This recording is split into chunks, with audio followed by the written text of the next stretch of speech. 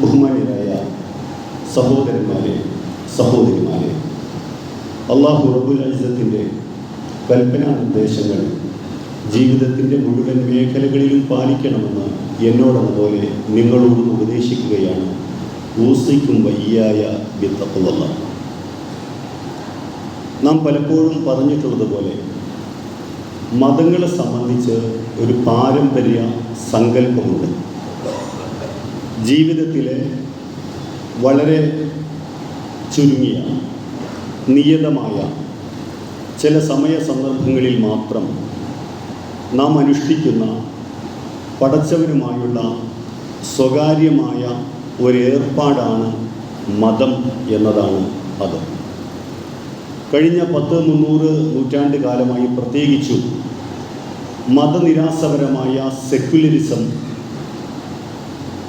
ലോകത്തെ മുഴുവൻ സ്വാധീനിച്ചതിൻ്റെ ഫലമായി അത്തരം വിദ്യാഭ്യാസമാണ് ലോകത്ത് കോളനി ശക്തികൾ ഉപേക്ഷിച്ചു പോയ മുഴുവൻ രാജ്യങ്ങളിലും നൽകപ്പെട്ടത് എന്നതിനാൽ മതത്തെ സംബന്ധിച്ച ഈ ധാരണ എല്ലാ പ്രദേശങ്ങളിലും ഒരുപോലെ നിലനിൽക്കുന്നതാണ്. അതുകൊണ്ടാണ് മതങ്ങളെ സംബന്ധിച്ച ഈ സാധാരണ കൺസെപ്റ്റിനുള്ളിൽ, പരികൽപ്പനയ്ക്കുള്ളിൽ അള്ളാഹുവിൻ്റെ ദീനായ ഇസ്ലാമിനെ നമുക്ക് മനസ്സിലാക്കാൻ കഴിയുകയില്ല എന്ന് നമുക്ക് പറയേണ്ടി വരുന്നത്. വെട്ടിമുറിച്ച ഒരു ജീവിതം, മനുഷ്യ ജീവിതത്തെ പലതായി പകുത്ത് അതിൽ ഏതാനും ചില ഭാഗങ്ങൾ, അതും ഏറ്റവും കുറഞ്ഞ ഭാഗങ്ങൾ മാത്രം അള്ളാഹുവിന് കൊടുത്ത് ബാക്കിയുള്ളതിൽ മുഴുവൻ മനുഷ്യൻ അവൻ്റെ തോന്നലുകൾക്കനുസരിച്ച് ജീവിതം നയിക്കുക എന്നൊരു സങ്കല്പം അള്ളാഹുവിൻ്റെ ദീനിനെ സംബന്ധിച്ച് ഇല്ല. ആദിമ മനുഷ്യൻ തൊട്ടുള്ള മുഴുവൻ പ്രവാചകന്മാരും പ്രബോധനം ചെയ്ത അള്ളാഹുവിൻ്റെ ജീവിത സന്ദേശം അതവരോട് ആവശ്യപ്പെട്ടത് അവരുടെ ജീവിതം മുഴുവനും അള്ളാഹുവിന് സമർപ്പിക്കാനാണ്. നമ്മുടെ ആവശ്യത്തിന് എപ്പോഴും ഹാങ്ങറിൽ തൂക്കി ആവശ്യത്തിന് മാത്രം നാം എടുത്തണിയുന്ന ഒരു വസ്ത്രം പോലെയുള്ളൊരു സംഗതിയല്ല അള്ളാഹുവിൻ്റെ ദീൻ. അത് നമ്മുടെ ശ്വാസോച്ഛ്വാസം പോലെ, നമ്മുടെ സിരകളിലും ധമനികളിലും ഓടിക്കൊണ്ടിരിക്കുന്ന രക്തം പോലെ, മനുഷ്യ ജീവിതത്തോടൊപ്പം തന്നെ ചലിച്ചുകൊണ്ടിരിക്കുന്ന, മനുഷ്യ ജീവിതത്തെ ഗവേൺ ചെയ്തുകൊണ്ട് അതിനൊരു ഫ്രെയിം വർക്ക് കൃത്യമായി നിശ്ചയിച്ച് തന്നുകൊണ്ട് ചില അതിരടയാളങ്ങൾക്കുള്ളിൽ നിങ്ങളുടെ ജീവിതത്തെ ഒതുക്കി നിർത്തണം എന്ന് നമ്മോട് ആവശ്യപ്പെട്ടുകൊണ്ട് നമ്മളോടൊപ്പം എപ്പോഴുമുള്ള ഒന്നാണ് അള്ളാഹുവിൻ്റെ ദീൻ. അള്ളാഹുവിനെ സംബന്ധിച്ച ഓർമ്മകളിലായിരിക്കണം നിങ്ങളുടെ ജീവിതത്തിൻ്റെ മുഴുവൻ നിമിഷങ്ങൾ. ജീവിതത്തിൽ ഞാൻ ചില നിയന്ത്രണങ്ങൾ പാലിക്കേണ്ടതുണ്ട് എന്നാലോചിക്കുമ്പോഴും അതിലൊരു സന്തോഷം വിശ്വാസി അനുഭവിക്കുന്നുണ്ട്. നിത്യമായ സന്തോഷത്തിൻ്റെ ഗേഹമായി അവൻ നിശ്ചയിച്ച സ്വർഗത്തിലേക്കുള്ള യാത്രയിലാണല്ലോ ഞാൻ. വല്ലാഹു യദൂ ഇലാ ദാരിസ്സലാം. എൻ്റെ നാഥൻ എന്നെ ക്ഷണിച്ചുകൊണ്ടിരിക്കുന്നത് നിത്യമായ സന്തോഷത്തിൻ്റെ ഗേഹത്തിലേക്കാണ്. അതിലേക്കാണ് ഞാൻ പാലിക്കുന്ന നിയന്ത്രണങ്ങൾ വഴി, എൻ്റെ ഓരോ കാലടിപ്പാടും വഴി ഞാൻ നടന്നടുക്കുന്നത് എന്ന സന്തോഷത്തിൻ്റെ പേരുകൂടിയാണ് അള്ളാഹുവിൻ്റെ ദീൻ. ആദിമ മനുഷ്യനെ തന്നെ ഭൂമിയിലേക്ക് അയച്ചപ്പോൾ ഒരിക്കലും മാർഗം അന്വേഷിച്ച് അവൻ ഇരുട്ടിൽ തപ്പരുത് എന്ന് അള്ളാഹുവിന് നിർബന്ധമുണ്ടായിരുന്നു. അതിനാൽ അള്ളാഹു ആദമിനെയും അവിടുത്തെ ഇണയെയും ഭൂമിയിലേക്ക് അയക്കുന്ന സന്ദർഭത്തിൽ അള്ളാഹു പറയുന്നു, വഖുൽ നഹ്ബിതു മിൻഹാ ജമീഅൻ ഫഇമ്മാ യഅതിയന്നകും മിന്നി ഹുദൻ ഫമൻ തബിഅ ഹുദായ ഫലാ ഖൗഫുൻ അലൈഹിം വലാ ഹും യഹ്സനൂൻ. നിങ്ങളിപ്പോൾ ചില പരിധികൾ ലംഘിച്ചതിനാൽ ഈ സ്വർഗത്തിൽ നിന്ന് ഞാൻ നിങ്ങളെ ഭൂമിയിലേക്ക് അയക്കുകയാണ്. പക്ഷേ നിരാശരാവേണ്ടതില്ല. നിങ്ങൾക്ക് എപ്പോൾ എന്നിൽ നിന്നുള്ള സന്മാർഗം നിങ്ങളിൽ എത്തിപ്പെടുന്നുവോ ആ സന്മാർഗത്തെ നിങ്ങൾ പിന്തുടരുന്നത് വഴി ഒരിക്കലും നിങ്ങൾ ഖേദിക്കേണ്ടി വരികയില്ല. ഭയത്തിന് ഹേതുകമായ കാരണമാകുന്ന ഒന്നും നിങ്ങളുടെ ജീവിതത്തിലുണ്ടാവുകയില്ല എന്ന് അള്ളാഹു ആദിമ മനുഷ്യന് കൊടുത്ത വാഗ്ദാനമാണ്. ആ വാഗ്ദാനത്തിൻ്റെ തുടർച്ചയിലാണ് പിന്നീടുണ്ടാകുന്ന പ്രവാചക പരമ്പര ഉണ്ടാകുന്നത്. ആ പ്രവാചക പരമ്പരയിലെ അവസാന കണ്ണിയായ ഷഫീഉന റസൂലുള്ളാഹി സ്വല്ലല്ലാഹു അലൈഹി വസല്ലമയുടെ ഉമ്മത്തികളാണ് എന്ന് അവകാശപ്പെടുന്ന ആളുകളാണ് നാം. അള്ളാഹുവിൻ്റെ റസൂലിൻ്റെ ജീവിതക്രമത്തിന്, റസൂൽ നമ്മൾക്ക് അള്ളാഹുവിൻ്റെ നിർദ്ദേശം വഴി നിർണയിച്ചു തന്ന ജീവിതക്രമത്തിൻ്റെ അടിസ്ഥാനം എന്ന് പറയുന്നത് നമസ്കാരമാണ്. നമസ്കാരം അത് ഇസ്ലാമിനും നിഷേധത്തിനുമിടക്കുള്ള, ഇസ്ലാമിനും കുഫറിനുമിടക്കുള്ള വ്യതിരിക്തമാക്കുന്ന ഒരു സംഗതിയാണ് എന്ന്, ഡിമാർക്കേറ്റ് ചെയ്യുന്ന ഒരു സംഗതിയാണ് എന്നുള്ളത് നമുക്കറിയാം. അള്ളാഹുവിൻ്റെ റസൂലിൻ്റെ ജീവിതകാലത്ത് പള്ളിയിൽ ജമാഅത്തിന് ഹാജരാകാത്ത ആളുകളെക്കുറിച്ച് അവർ ഇസ്ലാമിക സമൂഹത്തിൽ നിന്ന് പുറത്തു പോയിരിക്കുന്നു എന്ന് ഞങ്ങൾ കരുതുമായിരുന്നു എന്നാണ് അവിടുത്തെ സഹാബികൾ നമസ്കാരത്തെക്കുറിച്ച് പറയുന്നത്. അസ്വലാത്തു ഇമാദുദ്ദീൻ, ഇസ്ലാം എന്ന് പറയുന്ന ഈ വലിയ എടുപ്പിൻ്റെ, വലിയ കെട്ടിടത്തിൻ്റെ തൂണ് എന്ന് പറയുന്നത് യഥാർത്ഥത്തിൽ നമസ്കാരമാണ്.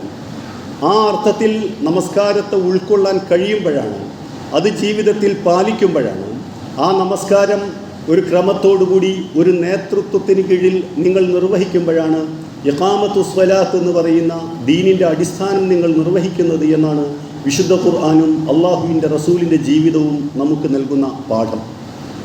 നമസ്കാരം എന്ന് പറയുന്നത് കേവലം റസൂലുള്ളാഹി സ്വല്ലല്ലാഹു അലൈഹി വസല്ലമക്ക് ഇറക്കിയ ഈ അവസാന ശരീഅത്തിൽ മാത്രമുള്ള ഒരു കാര്യമായിട്ടല്ല നമ്മൾക്ക് കാണാൻ കഴിയുക.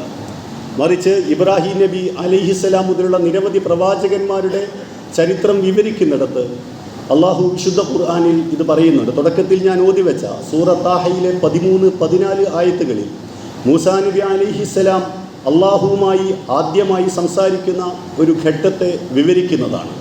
ഭാര്യയുമായി മദിയനിൽ നിന്ന് തിരിച്ച് തൻ്റെ ഈജിപ്തിലേക്ക് തിരിച്ചു പോരുന്ന സമയത്ത് അവിടേതാ മലമുകളിൽ ഒരു വെളിച്ചം കാണുന്നു. ആ വെളിച്ചത്തിൽ നിന്ന് എന്തെങ്കിലും നമുക്ക് പറ്റിയത് കിട്ടുമോ എന്ന് ഞാനൊന്ന് അന്വേഷിക്കട്ടെ എന്ന് പറഞ്ഞ് അവിടെ എത്തുന്ന മൂസാ നബിയുമായി അള്ളാഹു സംസാരിക്കുകയാണ്.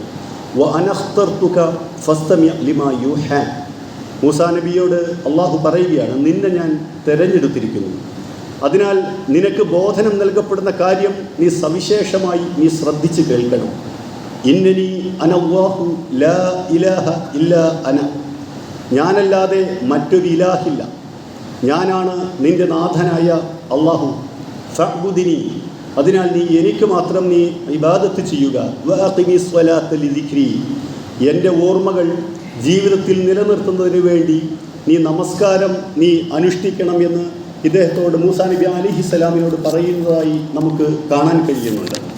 സൂറ മറിയമിൽ ഈസാ നബി അലൈഹിസ്സലാം ആദ്യമായി തൊട്ടിലിൽ കിടക്കുന്ന സമയത്ത് സംസാരിക്കുന്ന ഒരു സന്ദർഭം, മറിയം ബീവി ഭർത്താവില്ലാതെ ഗർഭിണിയായ മറിയം ബീവി കുട്ടിയുമായി വന്ന സന്ദർഭത്തിൽ നീ ഇങ്ങനെ പിഴച്ച ആളായിരുന്നില്ലല്ലോ, നിൻ്റെ ഉമ്മയും ബാപ്പയും ഒന്നും പിഴച്ച ആളുകളായിരുന്നില്ലല്ലോ എന്ന് പറഞ്ഞുകൊണ്ട് മറിയം ബീവിയോട് പറയുന്ന ഒരു സന്ദർഭത്തിൽ മറിയം ബീവി തൊട്ടിലിനെ ചൂണ്ടിക്കാണിക്കുമ്പോൾ ആളുകൾ ചോദിക്കുന്നു, എങ്ങനെയാണ് തൊട്ടിലിൽ കിടക്കുന്ന കുട്ടി സംസാരിക്കുക എന്ന്. അപ്പോൾ ആ കുട്ടി സംസാരിക്കുകയാണ്, ഖാല ഇന്നി അബ്ദുല്ലാഹി അതാനിയൽ കിതാബ വജഅലനി നബിയ്യ വജഅലനി മുബാറകൻ ഐനമാ കുന്തു വഔസാനി ബിസ്സലാത്തി വസ്സകാത്തി മാ ദുംതു ഹയ്യ. സൂറ മറിയമിലെ 30-31 ആയത്തുകൾ. ആ തൊട്ടിലുള്ള ചെറിയ ശിശു പറഞ്ഞു, ഞാൻ അള്ളാഹുവിൻ്റെ അടിമയാണ്, അവൻ എനിക്ക് ഗ്രന്ഥം നൽകിയിരിക്കുന്നു, അവൻ എന്നെ നബിയാക്കിയിരിക്കുന്നു, അവൻ എന്നെ അനുഗ്രഹിച്ചിരിക്കുന്നു, ഞാൻ എവിടെയാണെങ്കിലും എന്നോട് നമസ്കാരവും സകാത്തും ഞാൻ ജീവിച്ചിരിക്കുന്നിടത്തോളം കാലം പാലിക്കണമെന്ന് അവൻ എന്നോട് കൽപ്പിച്ചിരിക്കുന്നു എന്ന് പറയുന്നത് നമുക്ക് കാണാൻ കഴിയുന്നുണ്ട്. അതിനാൽ നമസ്കാരം എന്ന് പറയുന്നത് വിശുദ്ധ ഖുർആൻ മുന്നോട്ട് വെക്കുന്ന ജീവിത കാഴ്ചപ്പാടനുസരിച്ച് എല്ലാ കാലത്തും വിശ്വാസി സമൂഹത്തിൻ്റെ അടിസ്ഥാനപരമായ പ്രവർത്തനമാണ്. നിങ്ങൾ വിശ്വാസികളുടെ ഫോൾഡിൽ ഉൾപ്പെട്ടിട്ടുണ്ടോ ഇല്ലയോ എന്നറിയുന്നതിനുള്ള ഒരു മാനദണ്ഡമാണ് യഥാർത്ഥത്തിൽ നമസ്കാരമെന്ന് പറയുന്നത്. നിങ്ങൾ നമസ്കരിക്കുന്നത് വഴി നിങ്ങൾ നിങ്ങളോടും മറ്റു സമൂഹത്തോടും നിങ്ങൾ നടത്തുന്ന ഒരു പ്രഖ്യാപനമുണ്ട്. ഞാൻ എൻ്റെ ജീവിതത്തിൻ്റെ തിരക്കുകളൊക്കെ ഒഴിവാക്കിക്കൊണ്ട് അള്ളാഹുവിന് എൻ്റെ ജീവിതം സമർപ്പിക്കാൻ തീരുമാനിച്ചിരിക്കുന്നു എന്നതാണ് നിങ്ങൾ നമസ്കരിക്കാനായി അള്ളാഹുവിൻ്റെ മുന്നിൽ നിൽക്കുന്നതിൻ്റെ അർത്ഥം എന്നതിനാലാണ് നമസ്കരിക്കുന്ന ആളുകളിൽ നിന്ന് പലപ്പോഴും മാനുഷികമായ തെറ്റുകൾ പറ്റിപ്പോകുമ്പോൾ ആളുകൾ ചോദിക്കാറുണ്ട്, വലിയ നമസ്കാരക്കാരനാണല്ലോ അയാൾ. ഇത് അന്യരെക്കുറിച്ചല്ല, ഈ ചോദ്യം നമ്മെക്കുറിച്ച് ചോദിക്കണമെന്നാണ് നമ്മുടെ നമസ്കാരം കൊണ്ട് ഉദ്ദേശിക്കുന്നത്. നമസ്കാരം എങ്ങനെയാണെന്ന് മുസ്ലിം ഉമ്മത്തിന് റസൂലുള്ളാഹി സ്വല്ലല്ലാഹു അലൈഹി വസല്ലമയുടെ അനുയായികൾക്ക് നിർബന്ധമാക്കപ്പെട്ടത് എന്ന് ഇസ്രാ മിഅ്റാജുമായി ബന്ധപ്പെട്ട അതിദീർഘമായ ഹദീസിൽ പറയുന്നുണ്ട്. നമുക്കറിയാം ആ കഥ. 50 വഖത്ത് നമ്മൾക്ക് നിശ്ചയിക്കപ്പെട്ടിരുന്ന നമസ്കാരം മൂസാ നബി അലൈഹിസ്സലാമിൻ്റെ ആവശ്യപ്രകാരം 9 പ്രാവശ്യം അള്ളാഹുവിൻ്റെ റസൂൽ കയറി ഇറങ്ങിയാണ് അത് 5 വഖത്ത് നമസ്കാരമായി നിശ്ചയിക്കപ്പെടുന്നത്. വീണ്ടും മൂസാ നബി അലൈഹിസ്സലാം പറഞ്ഞു, ഇത് നിൻ്റെ ഉമ്മത്തിന് പ്രയാസമാകുമെന്ന് പറഞ്ഞപ്പോൾ അള്ളാഹുവിൻ്റെ റസൂൽ പറഞ്ഞു, ഹദീസിൽ വിവരിക്കുന്നത് ഇങ്ങനെയാണ്, എനിക്ക് ഇനിയും പോകാൻ എനിക്ക് നാണം തോന്നുന്നു എന്ന്. അപ്പോൾ നമ്മൾ മനസ്സിലാക്കേണ്ടത് അള്ളാഹുവിനെ അറിയാത്തത് കൊണ്ടല്ല, ഞാൻ 50 നിശ്ചയിച്ചു കൊടുത്താലും അത് അൾട്ടിമേറ്റ്ലി അവസാനം അത് 5 വഖത്തിലാണ് അവസാനം ആയിത്തീരുക എന്ന് അറിയാത്തത് കൊണ്ടല്ല, മറിച്ച് അതിന് പിന്നിൽ മറ്റൊരു പാഠം കൂടിയുണ്ട് എന്ന് നാം മനസ്സിലാക്കണം. 50 വഖത്തായിരുന്നു നമ്മുടെ നമസ്കാരം എന്ന് വിചാരിക്കുക. അങ്ങനെയാണെങ്കിൽ മൊത്തം ദിവസത്തിൻ്റെ 24 മണിക്കൂറിനെ നിങ്ങൾ 50 കൊണ്ട് ഡിവൈഡ് ചെയ്ത് കഴിഞ്ഞാൽ നിങ്ങൾ ഓരോ 20-25 മിനിറ്റിലും നമസ്കാരം അനുഷ്ഠിക്കേണ്ടുന്ന ഒരവസ്ഥയിലായിപ്പോകുമായിരുന്നു നമ്മുടെ ഉമ്മത്ത്. പക്ഷേ അള്ളാഹു അവിടുത്തെ അപാരമായ അനുഗ്രഹത്താൽ മൂസാ നബി അലൈഹിസ്സലാം അള്ളാഹുവിൻ്റെ റസൂലിനോട് ശുപാർശ പറഞ്ഞതനുസരിച്ച് അവിടെ ചെന്ന് ആവശ്യപ്പെട്ടപ്പോൾ അത് കുറച്ചു കൊടുത്തു.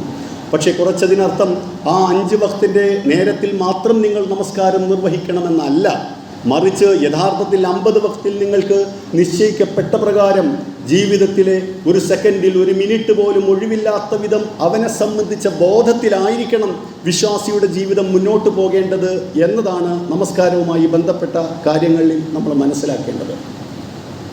നമസ്കാരം വിവാദ വിധേയമായിക്കൊണ്ടിരിക്കുന്നുണ്ട് അടുത്ത കാലത്തായി. അതുമായി ബന്ധപ്പെട്ട ചില കാര്യങ്ങൾ കൂടിയാണ് എനിക്ക് നിങ്ങളോട് പറയാനുള്ളത്. സഹോദര സമുദായങ്ങൾ നടത്തുന്ന 2 സ്ഥാപനങ്ങളിൽ, ഒന്നൊരു കോളേജാണ്, മറ്റതൊരു സ്കൂളാണ്. 2 സ്ഥാപനങ്ങളിൽ മുസ്ലിം സമുദായത്തിൽപ്പെട്ട കുട്ടികൾ നമസ്കരിക്കാൻ സ്ഥലം ആവശ്യപ്പെട്ടതുമായി ബന്ധപ്പെട്ട ഒരു വിവാദം നിങ്ങൾ മീഡിയയിലൂടെ, സോഷ്യൽ മീഡിയയിലൂടെയൊക്കെ നമ്മൾ കണ്ടുകൊണ്ടിരിക്കുന്നുണ്ട്. അതിൻ്റെ വിശദാംശങ്ങളിലേക്ക് പോവുകയല്ല നമ്മുടെ ഉദ്ദേശം. പക്ഷെ അത് മുൻനിർത്തി പൊതുസമൂഹവും മുസ്ലിം സമൂഹവും ശ്രദ്ധിക്കേണ്ട കാര്യങ്ങൾ എന്ത് എന്നതിനെക്കുറിച്ച് ചില ആലോചനകൾ നമുക്കുണ്ടാവേണ്ടതുണ്ട്. ഒന്ന്, നമ്മുടെ നാട്ടിൽ നിലനിൽക്കുന്ന ഒരു സാമൂഹ്യവും രാഷ്ട്രീയവുമായ ഒരു സാഹചര്യം എന്ന് പറയുന്നത് മുസ്ലിങ്ങളുമായി ബന്ധപ്പെട്ട എന്തും വിവാദമാകുക അല്ലെങ്കിൽ വിവാദമാക്കുക എന്ന അർത്ഥത്തിലാണ്. യഥാർത്ഥത്തിൽ മുസ്ലിം സമൂഹത്തോടുള്ള വിദ്വേഷം, നമ്മൾ പല പ്രാവശ്യം ഈ മിമ്പറിൽ വെച്ച് തന്നെ പറഞ്ഞിട്ടുള്ളതുപോലെ, മുസ്ലിം സമൂഹത്തോട് വിദ്വേഷം പരത്തുന്നു എന്നുള്ളത് ആ സമൂഹത്തിന് മാത്രമല്ല അപകടകരമാവുക.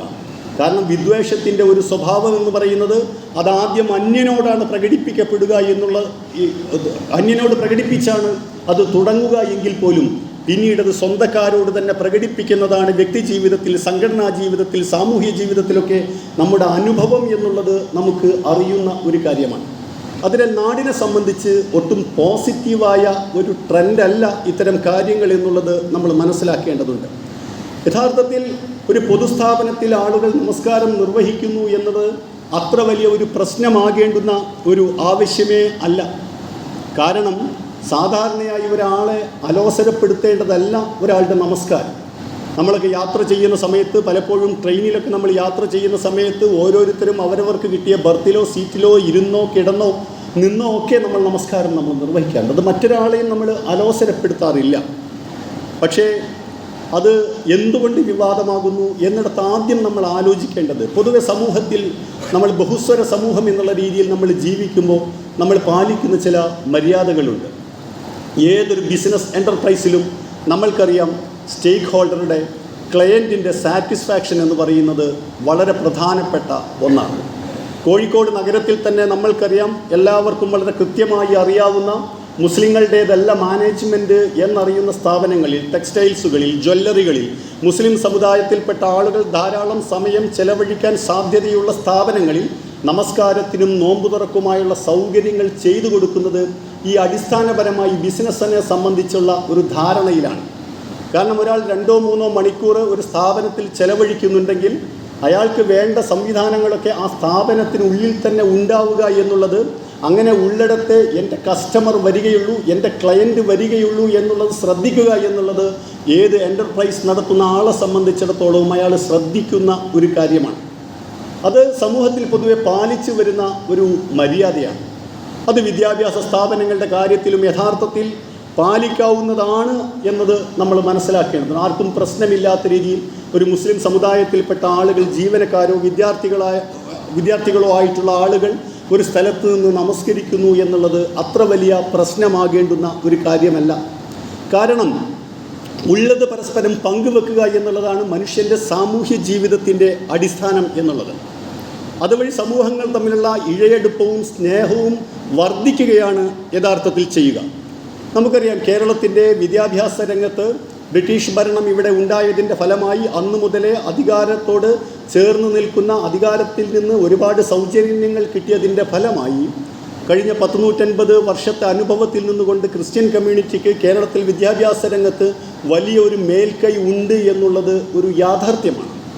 അതിനാൽ വിദ്യാഭ്യാസ സ്ഥാപനങ്ങളുള്ളത്, അല്ലെങ്കിൽ വിദ്യാഭ്യാസത്തെക്കുറിച്ച് നമ്മൾ സംസാരിക്കുമ്പോൾ അതൊരു ബ്രാൻഡാണ്.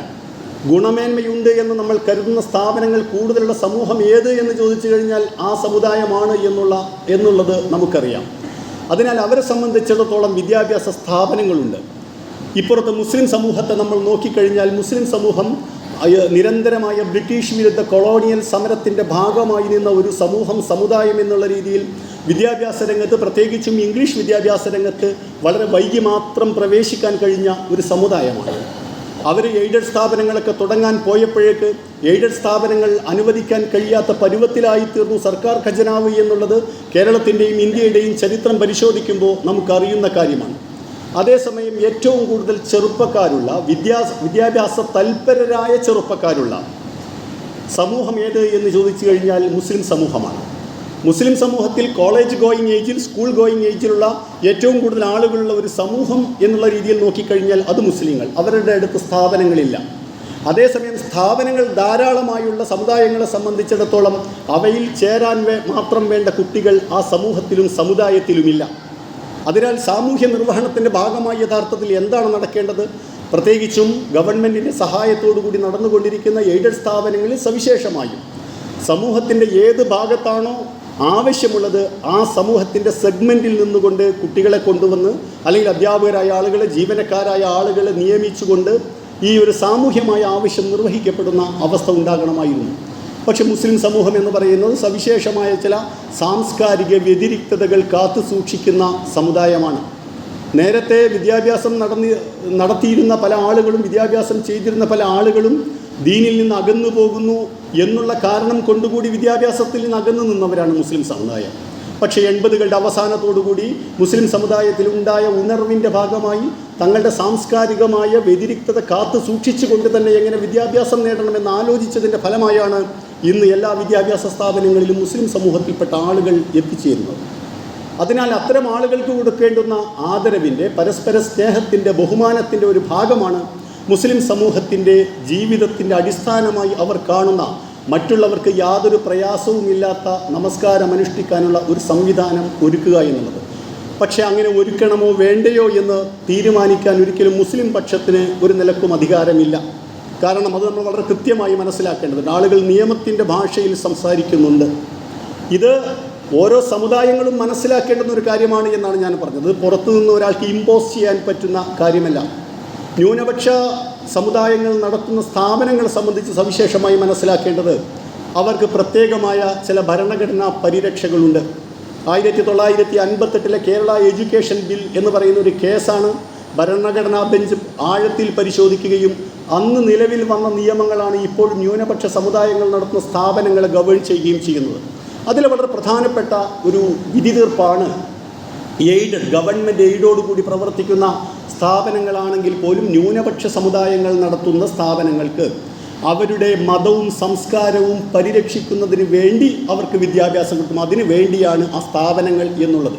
ആളുകൾ പലപ്പോഴും തെറ്റിദ്ധരിക്കാറുണ്ട്. എയ്ഡഡ് ആയിക്കഴിഞ്ഞാൽ പിന്നീട് ഏതെങ്കിലും മതസമുദായങ്ങളുടെ സവിശേഷമായ ആചാരങ്ങൾ കൊണ്ടു നടക്കുന്നതിന് പ്രയാസമുണ്ട് എന്ന് കേരളീയമായ സാഹചര്യത്തിൽ ആളുകൾ തെറ്റിദ്ധരിക്കാറുണ്ട്. നിയമത്തെ സംബന്ധിച്ച് കൃത്യമായ ധാരണ ഇല്ലാത്തതുകൊണ്ടാണ് ആളുകൾ അങ്ങനെ പറയുന്നത്. അതിനാൽ ഒരു സമൂഹം തീരുമാനിക്കുകയാണ്, ന്യൂനപക്ഷ സമുദായമായ ഞങ്ങൾ ഇവിടെ ഞങ്ങളുടെ ആചാരാനുഷ്ഠാനങ്ങൾ മാത്രമേ ഇവിടെ നടക്കേണ്ടതുള്ളൂ, കാരണം അതിനു വേണ്ടിയാണ് ഞങ്ങൾ കോളേജുകൾ സ്ഥാപിച്ച് ഞങ്ങൾ കഷ്ടപ്പെട്ട് നടത്തുന്നത് എന്നൊരു കൂട്ടർ തീരുമാനിച്ചു കഴിഞ്ഞാൽ മറ്റൊരു കൂട്ടർക്ക് അതേ അവകാശങ്ങൾ ഞങ്ങൾക്ക് കൂടി വേണം എന്ന് പറയാനുള്ള നിയമപരമായ ഒരവകാശമില്ല. പക്ഷെ മനുഷ്യർ തമ്മിലുള്ള ബന്ധം നിലനിൽക്കുന്നത് കേവലം നിയമപരമായ ഒരു അടിസ്ഥാനത്തെ മാത്രം ആധാരമാക്കിയല്ല എന്നുള്ളത് നമ്മൾ മനസ്സിലാക്കണം. പരസ്പരം സമൂഹങ്ങൾ പുലർത്തി വരുന്ന കൊള്ളക്കൊടുക്കുകൾ, പരസ്പരമുള്ള ആദരവുകൾ, പരസ്പരമുള്ള ബന്ധങ്ങൾ, ഇത്തരം ബന്ധങ്ങളിൽ മറ്റുള്ളവൻ്റെ താല്പര്യങ്ങളെ കൂടി പരിഗണിക്കുക എന്നുള്ളത് പ്രധാനമാണ് എന്ന രീതിയിൽ ഈ കാര്യങ്ങളെ കാണേണ്ടതുണ്ട്. മാത്രമല്ല, കേരളത്തിലെ ജനസംഖ്യയുടെ വിതരണത്തെ സംബന്ധിച്ച് നമ്മൾ ആലോചിച്ച് നോക്കുമ്പോൾ മുസ്ലിം സമൂഹത്തിൻ്റെ സാംസ്കാരികമായ പ്രത്യേകതകൾ പരിരക്ഷിക്കപ്പെടുക എന്നുള്ളത് നമ്മുടെ ചെറുപ്പക്കാരുടെ ട്രെയിനിങ്ങുമായും വിദ്യാഭ്യാസവുമായും വളരെ അടിസ്ഥാനപരമായി ബന്ധപ്പെട്ട കാര്യം തന്നെയാണ് എന്നുള്ളത് കൂടി നാം മനസ്സിലാക്കേണ്ടതുണ്ട്. അതിനാൽ അത്തരം കൊള്ളക്കൊടുക്കുകൾ, അത്തരം ചില തുറവികൾ നമ്മുടെ സാമൂഹ്യ രംഗത്ത് ഉണ്ടാവുക എന്നുള്ളത് വളരെ പ്രധാനപ്പെട്ടതാണ്.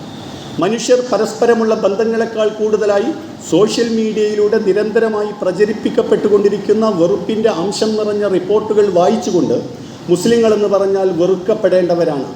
അവർ എവിടെ കൂടി നിൽക്കുന്നുവോ അവിടെ ഒരു ഭീകരത ഉണ്ടാകാനുള്ള സാഹചര്യമുണ്ട്.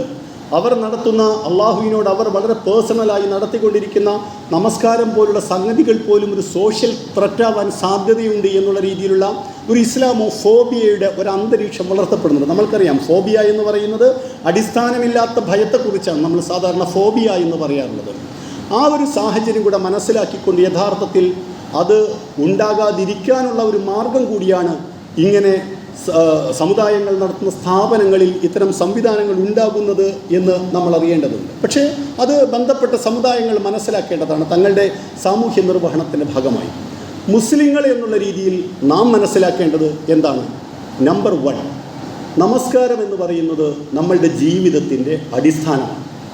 നമ്മുടെ ജീവിതത്തിലെ ഏത് സ്റ്റെപ്പ് വെക്കുമ്പോഴും ആലോചിക്കേണ്ടത്, നമ്മൾ സാധാരണ ഒരു വീട് വെക്കുമ്പോൾ നമ്മൾ ആലോചിക്കാറുണ്ട് പള്ളിയിൽ നിന്ന് എത്ര ദൂരെയാണ്, ബാങ്ക് കേൾക്കാത്ത സ്ഥലത്താണ് അയാൾ വീട് വെച്ചത് എന്ന് ചില ആളുകളെക്കുറിച്ച് നമ്മൾ അത്ഭുതത്തോടു കൂടി പറയാറുണ്ട്. അതിനാൽ വീടിനെക്കുറിച്ച് തീരുമാനിക്കുമ്പോൾ, തൊഴിലിനെക്കുറിച്ച് തീരുമാനിക്കുമ്പോൾ, കുട്ടികളുടെ കോഴ്സിൻ്റെ സെലക്ഷനുകളെക്കുറിച്ച് തീരുമാനിക്കുമ്പോൾ ജീവിതത്തിലെ മുഴുവൻ തെരഞ്ഞെടുപ്പുകളിലും ഈ അടിസ്ഥാനം അവിടെ ഉണ്ടായിരിക്കണം. നമസ്കാരം അവസാനം വന്ന് ചാടേണ്ടുന്ന ഒരു സംഗതിയല്ല, മറിച്ച് നമസ്കാരത്തെ അടിസ്ഥാനപ്പെടുത്തിക്കൊണ്ട് നമ്മൾക്ക് നമ്മുടെ ജീവിതത്തെ നിർണ്ണയിക്കാൻ കഴിയുക. കോഴ്സുകളുടെ സെലക്ഷൻ നമ്മൾ നടത്തുന്നിടത്ത് ഇതുകൂടി നമ്മുടെ പരിഗണനയിൽ, പ്രാഥമികമായി ഇത് നമ്മുടെ പരിഗണനയിൽ ഉണ്ടാവണം. അപ്പോഴടുത്ത ചോദ്യം വരും, ചില സ്പെഷ്യലൈസ്ഡായ കോഴ്സുകൾ ചിലപ്പോൾ അത്തരം സൗകര്യങ്ങളില്ലാത്ത സ്ഥലത്താവും ചിലപ്പോൾ നമ്മൾക്ക് കിട്ടുക എന്നുള്ള പ്രയാസമുണ്ടാകാം. കാരണം ഇന്ത്യയിൽ കേവലം 17 മുതൽ 20% വരെ മാത്രമാണ് മുസ്ലിം ജനസംഖ്യ എന്ന് നമുക്കറിയാം. അപ്പോൾ അത്തരം സ്ഥലങ്ങളിൽ നമ്മൾ എന്ത് ചെയ്യണം? നമ്മുടെ കഴിവിൻ്റെ പരമാവധി നമസ്കാരം നിർവഹിക്കാൻ നമ്മൾ ശ്രമിക്കണം. ഇതിൽ പലപ്പോഴും സംഭവിക്കുന്ന ഒരു കാര്യം, മുസ്ലിങ്ങൾ എന്ന് പറയുന്നത് പൊതുവെ ഒരു സാമൂഹ്യത അടിസ്ഥാനപരമായി തന്നെ ഉൾക്കൊണ്ട ഒരു സമൂഹമാണ്. അത് അള്ളാഹുവിൻ്റെ ഡിസൈൻ തന്നെ അങ്ങനെയാണ്. അതുകൊണ്ടാണ് ഇഖാമത്തുസ് സ്വലാത്ത് എന്ന് പറയുന്ന നമസ്കാരം ജമാഅത്തായി നിർവഹിക്കുക. സ്വാഭാവികമായും 2-3 ആളുകൾ ഒറ്റയ്ക്കൊറ്റയ്ക്ക് നമസ്കരിക്കുന്ന ഒരു സിസ്റ്റം ഉണ്ടായിക്കഴിഞ്ഞാൽ, എന്നാൽ നമ്മൾക്ക് ഒന്നിച്ച് നമസ്കരിച്ചുകൂടെ, എന്തിനാണ് ജമാഅത്ത് ഒഴിവാക്കുന്നത് എന്നൊരു തോന്നലുണ്ടാകും. അത് സമൂഹത്തിൽ കുഴപ്പമുണ്ടാക്കണമെന്നോ ഭീകരത സൃഷ്ടിക്കണമെന്നോ എന്ന് വിചാരിച്ചോ അല്ല. പക്ഷേ മുസ്ലിം സമൂഹത്തിൻ്റെ ഫോൾഡിന് പുറത്തുള്ള ഒരാൾക്ക് ഒരുപക്ഷെ ഇത് ആ അർത്ഥത്തിൽ, പ്രത്യേകിച്ചും നമ്മളിപ്പോൾ നേരിട്ട് കൊണ്ടിരിക്കുന്ന ഇസ്ലാമോ ഫോബിയയുടെ ഒരു അന്തരീക്ഷത്തിൽ അത് മനസ്സിലാക്കാനുള്ള പ്രയാസമുണ്ടാകും. എന്തിനാണ് ഇവരിങ്ങനെ ആളുകളെ കാണിക്കുന്നതിന് വേണ്ടി ഇവരിങ്ങനെ നമസ്കാരം അനുഷ്ഠിച്ചു കൊണ്ടിരിക്കുന്നത്? ആദ്യം ഒരാളായിരുന്നു, 2 ആളായി, 3 ആളായി, കുറച്ച് കഴിഞ്ഞാൽ ഇവിടെ ജുമാ തന്നെ ആരംഭിക്കേണ്ടി വരും. അങ്ങനെ ആരംഭിച്ചു കഴിഞ്ഞാൽ സ്ഥാപനത്തിന് വേണ്ടി അവകാശവാദം ഉന്നയിച്ചുകൊണ്ട് തന്നെ ഇവർ വരും എന്ന ചില ഭയങ്ങൾ സൃഷ്ടിക്കാനുള്ള ശ്രമങ്ങൾ നടന്നുകൊണ്ടിരിക്കുമ്പോൾ അത്തരം കാര്യങ്ങളിൽ ബെയർ മിനിമമായ സംഗതികൾ, വ്യക്തി ജീവിതത്തിൽ നമ്മൾക്ക് നിർബന്ധമാകുന്ന സംഗതി എന്താണോ അത് നിർവഹിച്ചുകൊണ്ട് തൃപ്തിയടയാനുള്ള ഒരു മനസ്സ്, അല്ലാതെ എൻ്റേതുപോലെയാണ് എല്ലാ സ്ഥലങ്ങളും എന്ന് ഇവർ വിചാരിക്കുന്നു എന്ന് മറ്റുള്ളവർ പറയുവാനുള്ള ഒരു സമീപനമാവരുത് മുസ്ലിം സമൂഹത്തെ സംബന്ധിച്ചിടത്തോളം ഉണ്ടാവേണ്ടത്. നമസ്കാരം എന്ന് പറഞ്ഞാൽ കുറച്ച് പ്രയാസം നമ്മൾ അനുഷ്ഠിക്കേണ്ടി വരും. അതിനാൽ ഒരു 500 മീറ്റർ അപ്പുറത്തേക്കുള്ള പള്ളിയിൽ പോകുന്നതിന് പകരം നമസ്കരിക്കാൻ എനിക്ക് ഇവിടെ ഇതിനുള്ളിൽ തന്നെ വേണം സ്ഥലം എന്ന് വാശി പിടിക്കേണ്ടവനല്ല മുസ്ലിം. വെറുതെ അല്ലല്ലോ അള്ളാഹുവിൻ്റെ റസൂൽ നമ്മെ പഠിപ്പിച്ചത്. നിങ്ങൾ പള്ളിയിലേക്ക് വെക്കുന്ന ഓരോ അടിയും നിങ്ങളുടെ പാപങ്ങൾ നിങ്ങൾ ഇല്ലാതാക്കുന്നു. അള്ളാഹുവിൻ്റെ റസൂല് മദീനയിൽ വന്ന് പള്ളി പണിതപ്പോൾ പല സഹാബികളായ പല ആളുകളും പള്ളിയിൽ നിന്ന് കുറച്ച് അകലെയാണ് തങ്ങളുടെ വീടുകൾ സ്ഥാപിക്കാൻ അവർ ഇഷ്ടപ്പെട്ടത്. കാരണം 5 നേരവും ഇങ്ങനെ വന്ന് പോയി കഴിയുമ്പോൾ അതിൻ്റെ പ്രതിഫലം തങ്ങൾക്ക് കിട്ടട്ടെ എന്ന് വിചാരിച്ചു എന്നാണ്. അത് ഒരു ഓപ്ഷനാണ്. ചിലപ്പോൾ ഇതും നടന്നില്ല എന്ന് വരാം. ഒരുപക്ഷെ ഒരു കോളേജ് അനുവദിക്കുന്ന അതിൻ്റെ അച്ചടക്കത്തിൻ്റെ പരിധിയിൽ നിന്നുകൊണ്ട് ഇൻ്റർവെൽ സമയത്ത് പോയി വരാവുന്ന സമയത്തൊന്നും പള്ളികളില്ലാത്ത ചില സ്ഥലങ്ങൾ കേരളത്തിൽ തന്നെ ഉണ്ട് എന്നുള്ളത് നമ്മൾക്കറിയാം. അത്തരം സന്ദർഭങ്ങളിൽ നമസ്കാരം ജമ്മാക്കുക, കാരണം നമസ്കാരം ഖളാ ആക്കുക എന്ന് സാധാരണ ആളുകൾ പറയാറുണ്ട്. രണ്ടും ഒന്നല്ലേ എന്ന തെറ്റിദ്ധാരണയിലാണ് പരസ്പരം ആളുകൾ ഉണ്ടാക്കുക. അള്ളാഹുവിൻ്റെ റസൂലിൻ്റെ ജീവിതത്തിൽ തന്നെ മുസ്ലിം ഉദ്ധരിച്ച ഇബ്നു അബ്ബാസ് റിപ്പോർട്ട് ചെയ്യുന്ന ഒരു ഹദീസിൽ കാണാൻ കഴിയും. അള്ളാഹുവിൻ്റെ റസൂല് ചില സന്ദർഭങ്ങളിൽ, പ്രത്യേകിച്ച് ഓബ്വിയസായ വ്യക്തങ്ങളായ കാരണങ്ങളില്ലാതെ തന്നെ അള്ളാഹുവിൻ്റെ റസൂല് നമസ്കാരം ജമ്മാക്കി അനുഷ്ഠിക്കുന്നുണ്ട്. അബൂദർ റളിയല്ലാഹു അൻഹു ആണെന്ന് തോന്നുന്നു ചോദിച്ച സമയത്ത് അള്ളാഹുവിൻ്റെ റസൂല് പറയുന്നത് ഇത് പ്രയാസമുണ്ടാകരുത് എന്ന് കരുതിയാണ് ഇത് ചെയ്യുന്നത് എന്നുള്ളതാണ്. ഇപ്രകാരം ജമ്മാക്കി നമസ്കരിക്കാൻ നമ്മൾക്ക് സൗകര്യം, അതിന് മാത്രമാണ് സൗകര്യമുള്ള സ്ഥലമെങ്കിൽ നമ്മൾ അത് ചെയ്യണം. അല്ലാതെ നമസ്കാരം ഒഴിവാക്കുക എന്നുള്ളത് മുസ്ലിം ജീവിതത്തിൽ ഒരിക്കലും സംഭവിച്ചുകൂടാത്തതാണ് എന്നുള്ളത് നമ്മൾ മനസ്സിലാക്കേണ്ടതുണ്ട്. മറ്റൊന്ന്, സ്ഥാപനങ്ങളുടെ തിരഞ്ഞെടുപ്പുമായി ഞാൻ പറഞ്ഞു ബന്ധപ്പെട്ട് നമ്മൾ ആലോചിക്കുമ്പോൾ ഒരു മുസ്ലിം കുട്ടി എന്നുള്ള രീതിയിൽ എൻ്റെ മകൻ്റെ മകളുടെ സാംസ്കാരികമായ സവിശേഷതകൾ പരിരക്ഷിക്കാൻ പര്യാപ്തമാണോ, മറ്റൊരു ഓപ്ഷനും ഇല്ലാത്തത് കൊണ്ടാണോ ഞാൻ അന്യ സംസ്കാരങ്ങളുടെ പരിസരത്തേക്ക് എൻ്റെ കുട്ടിയെ ഞാൻ കൊണ്ടുപോകുന്നത് എന്നതിനെ സംബന്ധിച്ചും നമ്മൾ ആലോചനകൾ ഉണ്ടാവണം. കേരളത്തിലെ വിദ്യാഭ്യാസ രംഗത്ത് വളരെ വലിയ മാറ്റങ്ങൾ വരുത്തിയത് ക്രിസ്ത്യൻ മിഷനറീസാണ് എന്ന് നമ്മളറിയാം. എന്താണ് മിഷനറി എന്ന് പറഞ്ഞാൽ? നിങ്ങൾ ആലോചിച്ച് നോക്കൂ, യൂറോപ്പിൻ്റെ വിദൂര ദിക്കുകളിലുള്ള ആളുകൾ കേരളത്തിൽ വന്നുകൊണ്ട് വ്യത്യസ്തങ്ങളായ മിഷനുകൾ സ്ഥാപിച്ചുകൊണ്ട് തങ്ങളുടെ മതപ്രബോധനത്തിനായി വരികയും ആ മതപ്രബോധനത്തിൻ്റെ ഭാഗമായിക്കൊണ്ട് പള്ളിയോടൊപ്പം പള്ളിക്കൂടങ്ങൾ സ്ഥാപിക്കുകയും ചെയ്തു. കേരളത്തിൽ എങ്ങനെയാണ് മലയാള ഭാഷയുടെ വികസനം എന്ന് ചോദിച്ചു കഴിഞ്ഞാൽ ബൈബിൾ എങ്ങനെയാണ് പ്രാദേശിക ഭാഷയിലേക്ക് പരിഭാഷപ്പെടുത്തി ആളുകളെ കൊണ്ടത് വായിപ്പിക്കുക എന്ന അടിസ്ഥാനത്തിലാണ്. നമ്മുടെ മലബാർ പ്രദേശത്ത് നോക്കിക്കഴിഞ്ഞാൽ ബാസൽ ഇവാഞ്ചലിക്കൽ മിഷൻ BEM എന്ന് പറയുന്ന നമ്മുടെ മലബാർ പ്രദേശത്ത്, മധ്യ കേരളത്തിൽ വന്നു കഴിഞ്ഞാൽ നിങ്ങൾക്ക് ചർച്ച് മിഷൻ സൊസൈറ്റി എന്ന് പറയുന്ന CMS, തെക്കൻ കേരളത്തിൽ തിരുവിതാംകൂർ ഭാഗത്തേക്ക് പോയി കഴിഞ്ഞാൽ LMS എന്ന് പറയുന്ന ലണ്ടൻ മിഷൻ സൊസൈറ്റി. കേരളത്തിൻ്റെ കഴിഞ്ഞ 200 വർഷത്തെ വിദ്യാഭ്യാസ ചരിത്രം എന്ന് പറയുന്നത് ക്രിസ്ത്യൻ മതപ്രചാരകരായ ആളുകൾ ഇവിടെ വന്ന സ്ഥാപനങ്ങൾ തുടങ്ങിയതിൻ്റെ കൂടി ചരിത്രമാണ്. സ്വാഭാവികമായും പ്രത്യക്ഷമായോ പരോക്ഷമായോ തങ്ങളുടെ സംസ്കാരത്തിലേക്ക് ആളുകൾ വരണം എന്ന് ഇത്തരം മിഷനറിമാരും ആ സ്ഥാപനങ്ങൾക്ക് തുടക്കം കുറിച്ചവരും നടത്തിക്കൊണ്ടിരിക്കുന്നവരും ആഗ്രഹിക്കുക എന്നുള്ളത് വളരെ പ്രധാനമാണ്. അവരത് വിചാരിക്കും. അതിൻ്റെ ഒരു ഘട്ടം എന്ന് പറയുന്നത് അന്യ സംസ്കാരങ്ങൾക്ക് പരമാവധി സ്പേസ് അനുവദിക്കാതിരിക്കുക എന്നുകൂടി ആളുകൾ വിചാരിക്കാൻ തുടങ്ങുന്നിടത്ത് സ്വാഭാവികമായും ഇത്തരം കാര്യങ്ങൾ ഉണ്ടായി തീരും എന്നുള്ളത് നമ്മൾ മനസ്സിലാക്കണം. അതിനാൽ ഞാൻ തുടക്കത്തിൽ പറഞ്ഞതുപോലെ നമ്മുടെ മുൻഗണനയിൽ വിദ്യാഭ്യാസ സ്ഥാപനങ്ങൾ തീരുമാനിക്കുന്നിടത്ത് മറ്റ് ഓപ്ഷനുകൾ ഇല്ലാത്തത് കൊണ്ട് മാത്രം തന്നെയാണോ യഥാർത്ഥത്തിൽ നമ്മൾ ഇത്തരം സാംസ്കാരികമായ ഭീഷണികൾ നേരിട്ടുകൊണ്ട് ഇത്തരം സ്ഥാപനങ്ങൾ സെലക്ട് ചെയ്യുന്നത് എന്നുള്ളത് നമ്മൾ ആലോചിക്കേണ്ടുന്ന ഒരു കാര്യമാണ്.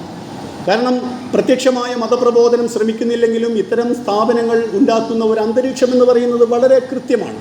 പള്ളികൾ നടുവിൽ നിർത്തിക്കൊണ്ട് വിഗ്രഹങ്ങളെ പ്രദർശിപ്പിച്ചുകൊണ്ട് മുഴുവൻ ചുമരുകളും അതിൻ്റേതായ അന്തരീക്ഷത്തിൽ ഒരുക്കിക്കൊണ്ട് 365 ദിവസമുള്ളതിൽ 200 ദിവസത്തിൽ കൂടുതൽ നമ്മളെ കുട്ടികൾ ചെലവഴിക്കുന്ന സ്പേസ് എന്ന് പറയുന്നത് സ്വാഭാവികമായും സ്ഥാപനങ്ങൾ തുടങ്ങിയ ആളുകളുടെ സാംസ്കാരിക പരിസരങ്ങളെ പ്രതിനിധീകരിക്കുന്നതാണ് എന്നുള്ളത് നമ്മൾ മനസ്സിലാക്കണം. അതിനാൽ അത് നമ്മെ സംബന്ധിച്ചിടത്തോളം എന്തുകൊണ്ട് നമ്മൾ നിർബന്ധിതരാകുന്നു എന്നാലോചിക്കുമ്പോൾ മറ്റ് സ്ഥാപനങ്ങളില്ലാത്തത് കൊണ്ടാണോ, അല്ലെങ്കിൽ അത്തരം ഇതേ കോഴ്സ് ഇതേ സ്ഥാപനം മുസ്ലിം സമൂഹത്തിൻ്റെ സാംസ്കാരിക വ്യതിരിക്തതകൾ പരിരക്ഷിച്ചുകൊണ്ട് നടക്കുന്നത് നമ്മുടെ നാട്ടിലില്ലേ, നമ്മുടെ നഗരത്തിലില്ലേ എന്നത് സംബന്ധിച്ച ആലോചനകൾ ഉണ്ടാകേണ്ടതുണ്ട്. പക്ഷേ അങ്ങനെ വിദ്യാഭ്യാസ സ്ഥാപനങ്ങളിൽ തേടി നടക്കുമ്പോൾ പലപ്പോഴും മുസ്ലിം സമൂഹം അഭിമുഖീകരിക്കുന്ന ഒരു പ്രശ്നമെന്ന് പറയുന്നത് ഗുണമേന്മയുള്ള വിദ്യാഭ്യാസ സ്ഥാപനങ്ങളില്ല എന്നുള്ളതാണ്. അതത്ര തെറ്റാണ് ആ തോന്നൽ എന്ന് പറയാൻ കഴിയില്ല. എപ്പോഴും ഗുണമേന്മയെ സംബന്ധിച്ച തോന്നൽ മാത്രമല്ല, പൊതുവെ സമൂഹത്തിൽ നിലനിൽക്കുന്ന ധാരണകളെ കൂടി അടിസ്ഥാനമാക്കിക്കൊണ്ടാണ് ഇത്തരം സ്ഥാപനങ്ങൾ പോകുന്നത്. നമ്മൾ മനസ്സിലാക്കേണ്ടത് മുസ്ലിം സമൂഹം എന്ന് പറയുന്നത് ആർട്ടിക്കിൾ 30 നൽകുന്ന എല്ലാ ന്യൂനപക്ഷങ്ങൾക്കുള്ള അവകാശങ്ങളും ഉറപ്പ് നൽകപ്പെട്ട ഒരു സമുദായമാണ്. മുസ്ലിം സമുദായത്തിന് എന്തുകൊണ്ടാണ് തങ്ങളുടെ സാംസ്കാരിക വ്യതിരിക്തതകൾ കാത്തു സൂക്ഷിച്ചുകൊണ്ട് ഗുണമേന്മയുള്ള സ്ഥാപനങ്ങൾ നടത്താൻ കഴിയാത്തത്? അല്ലെങ്കിൽ നടത്തുന്ന സ്ഥാപനങ്ങൾക്ക് അങ്ങനെ ഗുണമേന്മയുണ്ട് എന്ന് ആളുകളെ ബോധിപ്പിക്കാൻ കഴിയാത്തത്? എൻ്റെ മുന്നിൽ കൂടിയിരിക്കുന്ന വിദ്യാസമ്പന്നരായ സമൂഹത്തെ സ്വാധീനിക്കുന്ന പടച്ചവൻ അത്യാവശ്യം സാമ്പത്തിക ശേഷി തന്നിട്ടുള്ള ആളുകളെ സംബന്ധിച്ചിടത്തോളം ഈ ചോദ്യം ഞാൻ നിങ്ങളുടെ മുന്നിൽ ഉന്നയിക്കുകയാണ്. എന്തുകൊണ്ടാണ് കോഴിക്കോട് പോലുള്ള ഒരു നഗരത്തിൽ പോലും മുസ്ലിം സമൂഹം ഇത്രമാത്രം വളരെ ആക്റ്റീവായി നിൽക്കുന്ന ഒരു നഗരത്തിൽ പോലും വിദ്യാഭ്യാസ വാണിജ്യ രംഗത്ത് വളരെ ഉയർന്ന പദവി മുസ്ലിം സമൂഹം അനുഷ്ഠിക്കുന്ന മുസ്ലിം സമൂഹത്തിനുള്ള ഒരു സംസ്ഥാനത്ത് പോലും വിദ്യാഭ്യാസ രംഗത്ത് എന്തുകൊണ്ട് മുസ്ലിം സമൂഹത്തിന് നല്ല സ്ഥാപനങ്ങൾ മുന്നോട്ട് വെക്കാൻ സാധ്യമാകാതെ പോകുന്നു? ഒരുപക്ഷെ മലബാർ പ്രദേശം അല്ലെങ്കിൽ കോഴിക്കോട് നഗരം എന്ന് പറയുന്നത് താരതമ്യേന മെച്ചപ്പെട്ടതാവാം. നിങ്ങൾ തൃശ്ശൂരിന് തെക്കോട്ട് നിങ്ങളൊന്ന് സഞ്ചരിച്ചു നോക്കുക. എത്രത്തോളം യഥാർത്ഥത്തിൽ സാംസ്കാരിക പരിധികൾ പാലിച്ചുകൊണ്ട് ഭരണഘടന നൽകുന്ന അവകാശങ്ങൾ, നമ്മൾ നൽകപ്പെടാതെ പോകുന്ന അവകാശങ്ങളെക്കുറിച്ചാണ് നമ്മളെപ്പോഴും സംസാരിക്കുന്നത്. കഴിഞ്ഞ 10-75 വർഷമായി കൃത്യമായി പാലിക്കപ്പെട്ടു പോരുന്ന ഈ അവകാശങ്ങൾ ഉപയോഗിച്ച് സ്വന്തം ദീൻ, സ്വന്തം സംസ്കാരം കുട്ടികളെ പഠിപ്പിക്കുന്ന രീതിയിൽ എല്ലാ തലത്തിലുമുള്ള വിദ്യാഭ്യാസ സ്ഥാപനങ്ങൾ നടത്തുന്നതിനെക്കുറിച്ചുള്ള ആലോചനകൾ ഉണ്ടാകാതെ പോകുന്നുവെങ്കിൽ അത്തരം സമൂഹത്തിനുള്ള ശിക്ഷ കൂടിയാണ് ഇത്തരം നിന്ദ്യതകൾ എന്നുള്ളത് നമ്മൾ ആലോചിക്കേണ്ടതുണ്ട്. ഏറ്റവും അവസാനമായി കഴിഞ്ഞ ദിവസം നിങ്ങൾ ആലോചിച്ച് നോക്കുക, NIRF എന്ന് പറയുന്ന നാഷണൽ ഇൻസ്റ്റിറ്റ്യൂഷണൽ റാങ്കിങ് ഫ്രെയിംവർക്ക് എന്ന് പറയുന്ന ഒരു റാങ്കിങ് വന്നു. ഇന്ത്യയിലെ എല്ലാ സ്ഥാപനങ്ങളെയും, ഉന്നത വിദ്യാഭ്യാസ സ്ഥാപനങ്ങളെ റാങ്ക് ചെയ്യുകയാണ്. കേരളത്തിൽ ഒരു മുസ്ലിം സ്ഥാപനം പോലും ആദ്യത്തെ 100 റാങ്കിനുള്ളിലില്ല. 101 മുതൽ 150 വരെ വരുന്ന ബാൻഡിൽ മാത്രമാണ് 2 മുസ്ലിം വിദ്യാഭ്യാസ സ്ഥാപനങ്ങൾ കേരളത്തിലുള്ളത്. കേരളത്തിൽ മുസ്ലിം വിദ്യാഭ്യാസ കോളേജുകളുടെ ചരിത്രം ആരംഭിക്കുന്നത് ഇന്നോ ഇന്നലെയോ അല്ല. 75 കൊല്ലങ്ങൾക്ക് മുമ്പ് അടക്കം തുടങ്ങിയതാണ് മുസ്ലിം സമുദായത്തിൻ്റെ വിദ്യാഭ്യാസ സ്ഥാപനങ്ങൾ. അവയിൽ പലതും ഓട്ടോണമസ് പദവിയുള്ള സ്ഥാപനങ്ങളാണ്. ഇത്തരം സ്ഥാപനങ്ങളുണ്ടായിട്ട്, അക്രഡിറ്റേഷൻ വാങ്ങിയ സ്ഥാപനങ്ങളുണ്ടായിട്ട് എന്തുകൊണ്ടാണ് NIRFൻ്റെ റാങ്കിങ് വരുന്ന സമയത്ത് നമ്മുടെ സ്ഥാപനങ്ങൾ അതിൽ ഉൾപ്പെടാതെ പോകുന്നു എന്നുള്ളിടത്ത് എല്ലായിടത്തും നമ്മൾക്ക് വിവേചനത്തെക്കുറിച്ച് മാത്രം സംസാരിക്കാൻ കഴിയുകയില്ല എന്നുള്ളത് കൂടി നമ്മൾ അറിയേണ്ടതുണ്ട്. അതിനാൽ ക്വാളിറ്റി ഇല്ല എന്ന് പൊതുസമൂഹം പരാതിപ്പെടുന്നുണ്ടെങ്കിൽ അതിൻ്റെ ചില ഇൻഡിക്കേറ്റേഴ്സാണ് ഇത്തരം കാര്യങ്ങൾ എന്നുള്ളത് നമ്മൾ മനസ്സിലാക്കണം. അതിനാൽ നമ്മുടെ ഓരോരുത്തരുടെയും ബാധ്യതയാണ്. ഇത് പറയുമ്പോൾ നമ്മൾ ആലോചിക്കും, ആ മാനേജ്മെൻറ്റിന് ഇങ്ങനെ ചെയ്തുകൂടെ, ഇവർക്കെന്താണ് ഇങ്ങനെ ചെയ്താൽ? 900 സംഘടനകളുണ്ടല്ലോ, അവർക്കെന്താണ് ചെയ്താൽ? അപ്പോഴും നമ്മൾ ഉത്തരവാദിത്വത്തിൽ നിന്ന് ഒഴിഞ്ഞു നിൽക്കുകയാണ്. നമ്മെ സംബന്ധിച്ചിടത്തോളം വളരെ വലുതാണ് ഉത്തരവാദിത്വം എന്നുള്ളത് നമ്മൾ മനസ്സിലാക്കണം. കാരണം ഇന്ത്യ രാജ്യം മുമ്പൊരിക്കലും ഇല്ലാത്ത വിധത്തിലുള്ള വല്ലാത്ത വെറുപ്പിൻ്റെ ഒരു അന്തരീക്ഷത്തിലൂടെ തൽക്കാലം കേവലം ഒരു തെരഞ്ഞെടുപ്പ് ഫലത്തെ ചൊല്ലി മാത്രം സമാധാനിക്കേണ്ടുന്ന ഒരു അന്തരീക്ഷമല്ല, പക്ഷേ വെറുപ്പ് നിരന്തരമായി പ്രസരിപ്പിക്കപ്പെട്ടുകൊണ്ടിരിക്കും. അതില്ലാതായി നമ്മുടെ നാടിന് ഒരു മെച്ചപ്പെട്ട അവസ്ഥ ഉണ്ടാകണം എന്നുണ്ടെങ്കിൽ മുസ്ലിം സമൂഹത്തിൻ്റെ മൂല്യങ്ങൾ, നീതിയെ സംബന്ധിച്ച, തുല്യതയെ സംബന്ധിച്ച മൂല്യങ്ങൾ, പടച്ചവനെ സംബന്ധിച്ച ബോധമുള്ള മുസ്ലിം സമൂഹത്തിൽപ്പെട്ട ആളുകൾ ഈ സമൂഹത്തിൽ ഉയർന്നു വരേണ്ടത് വളരെ അത്യാവശ്യമാണ്. നോളജ് എക്കണോമിയുടെ ഇക്കാലത്ത് ഉയർന്നു വരിക എന്ന് പറയുന്നതിനർത്ഥം നമ്മൾ വാണിജ്യ വ്യവസായ തലങ്ങളിൽ ഉയരുന്നതോടൊപ്പം തന്നെ വിദ്യാഭ്യാസ രംഗത്തും ഈ സമുദായം ഉയരുക എന്നുള്ളതാണ്. ഏറ്റവും മികച്ച സ്ഥാപനങ്ങളിൽ നമ്മുടെ കുട്ടികൾ എത്തുക എന്നുള്ളതോടൊപ്പം തന്നെ ഏറ്റവും മികച്ച സ്ഥാപനങ്ങൾ നടത്തുന്നവരായി ഈ സമുദായം മാറുക എന്നുള്ളതുകൂടി ഈ സമുദായത്തിൻ്റെ ആത്മാഭിമാനം തീരുമാനിക്കുന്ന കാര്യത്തിൽ മാത്രമല്ല, ഈ രാജ്യത്തിൻ്റെ ഭാവി തീരുമാനിക്കുന്നതിൽ പോലും വളരെ വലിയ കാര്യമാണ് എന്ന് നമ്മൾ മനസ്സിലാക്കണം. കാരണം ഒരു മുസ്ലിമിൽ അന്തർലീനമായിട്ടുള്ള ഒരു കാര്യമാണ്, മുഴുവൻ പ്രപഞ്ചവും അള്ളാഹുവിൻ്റെ സൃഷ്ടിയാണ്, മുഴുവൻ മനുഷ്യരും സഹോദരന്മാരാണ്. അതുകൊണ്ട് വിഭവങ്ങൾ തുല്യമായി വിതരണം ചെയ്യപ്പെടേണ്ടതുണ്ട്, എല്ലാവർക്കും അർഹമായത് കിട്ടേണ്ടതുണ്ട്. സമ്പത്ത് ഏതെങ്കിലും ഒരു കൂട്ടരിൽ മാത്രം കേന്ദ്രീകരിക്കപ്പെട്ട് അങ്ങനെ കിട്ടുന്ന GDP-യെക്കുറിച്ച് മേനി നടിക്കുന്നതിന് പകരം സമൂഹത്തിൽ ഒരു ദരിദ്രൻ പോലും ഇല്ലാത്ത സാമൂഹ്യാന്തരീക്ഷം ഉണ്ടാവേണ്ടതുണ്ട്. അതുണ്ടാക്കാൻ വേണ്ടിയാണ് അള്ളാഹു നമ്മൾക്ക് ചില സിസ്റ്റങ്ങൾ ഉണ്ടാക്കി തന്നിരിക്കുന്നത് എന്ന ബോധം ഈ സമുദായത്തിനുണ്ട്. ഇത്തരം ബോധം ഉൾക്കൊണ്ട് അടിസ്ഥാനപരമായി നമ്മൾ 21st സെഞ്ച്വറി സ്കിൽസ് എന്നൊക്കെയാണ് പുതിയ കാലത്ത് ഇതിനെക്കുറിച്ച് പറയുക. സമൂഹത്തെക്കുറിച്ചുള്ള ബോധം, തൻ്റെ സംസ്കാരത്തിലും വിശ്വാസത്തിലും പെടാത്ത ആളുകളുമായി മനസ്സ് തുറന്ന് പെരുമാറാനുള്ള കഴിവ്, കമ്മ്യൂണിക്കേഷൻ സ്കില്ലുകൾ, മൾട്ടി കൾച്ചറൽ സൊസൈറ്റിയിൽ വർക്ക് ചെയ്യാനുള്ള കഴിവ്, ഇത് ഇസ്ലാമിക വിശ്വാസത്തിൽ ഇന്നേറ്റായിട്ടുള്ള, അതിൽ അന്തർലീനമായിട്ടുള്ള ഒരു കാര്യമാണ് എന്ന് നമ്മൾ മനസ്സിലാക്കണം. അതിനാൽ അത്തരമൊരു സമുദായത്തിൻ്റെ അടിസ്ഥാനം നിലകൊള്ളുന്നത് അതിലെ നമസ്കാരത്തിലാണ് എന്നതിനാൽ ആ നമസ്കാരം നല്ല രീതിയിൽ നടക്കുന്ന രീതിയിൽ നമ്മുടെ വ്യക്തി ജീവിതവും സാമൂഹ്യ ജീവിതവും മാറ്റേണ്ടതുണ്ട്. അതിനുവേണ്ടിയ ശ്രമങ്ങളായിരിക്കണം നമ്മുടെ ജീവിതം. അതുവഴി മാത്രമാണ് അള്ളാഹു നമ്മൾക്കായി തയ്യാറാക്കി വെച്ചിരിക്കുന്ന അവൻ്റെ ദാറുസ്സലാമിലേക്ക്, അവൻ്റെ സമാധാനത്തിൻ്റെ ഗേഹത്തിലേക്ക്, അതുവഴി ദുഃഖവും ആശങ്കകളും പരിഭ്രാന്തികളുമില്ലാതെ സന്തോഷത്തിൻ്റെ മാത്രമായ ഒരു ജീവിതത്തിലേക്ക് നമ്മൾക്ക് നടന്നെടുക്കാൻ കഴിയുക. അത്തരം ഭാഗ്യവാന്മാരുടെ കൂട്ടത്തിൽ അള്ളാഹു റബ്ബുൽ ഇസ്സത്ത് നമ്മെ ഉൾപ്പെടുത്തി അനുഗ്രഹിക്കുമാറാകട്ടെ.